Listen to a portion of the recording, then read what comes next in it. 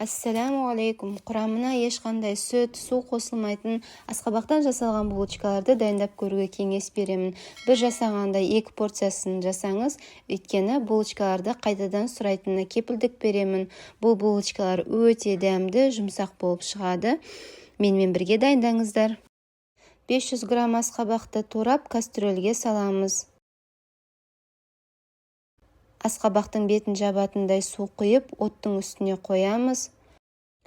10-15 минут қайнағаннан кейін асқабақтың жұмсақтығын тексеріп, суын ағызып, қамыр илейтін ыдысқа аударатын боламыз. Бөлме температурасына дейін салқындатамыз. Салқындаған асқабақты блендердің көмегімен езетін боламыз, және осы массамыздың үстіне қантты саламыз, тұзды саламыз, және 1 пачка ванилинді қосып, үстіне ерітілген майды құятын боламыз, және жақсылап араластырып аламыз. Дайын болған массамыздың үстіне ашытқымызды салып, тағы да жақсылап араластырамыз. Енді осы массаның үстіне ұнды біртіндеп саламыз. Барлығын бірдей салмаңыздар, себебі қамырымыз қатты болып қалуы мүмкін. Бізге жұмсақ, қолға кішкене жабысатын қамыр қажет.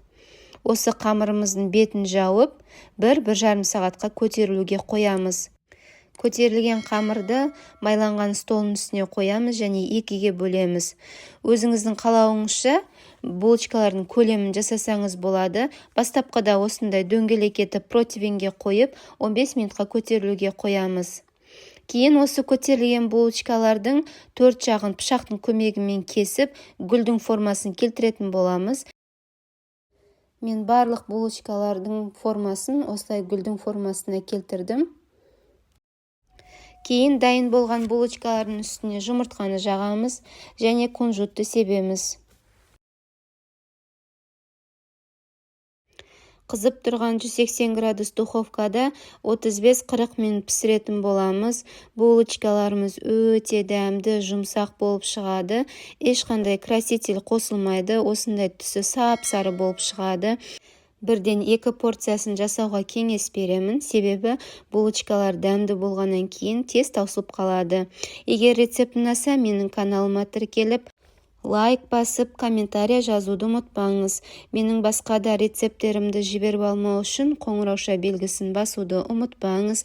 Сіздермен бірге болған Айгерім, астарыңыз дәмді болсын. Назарларыңызға рахмет.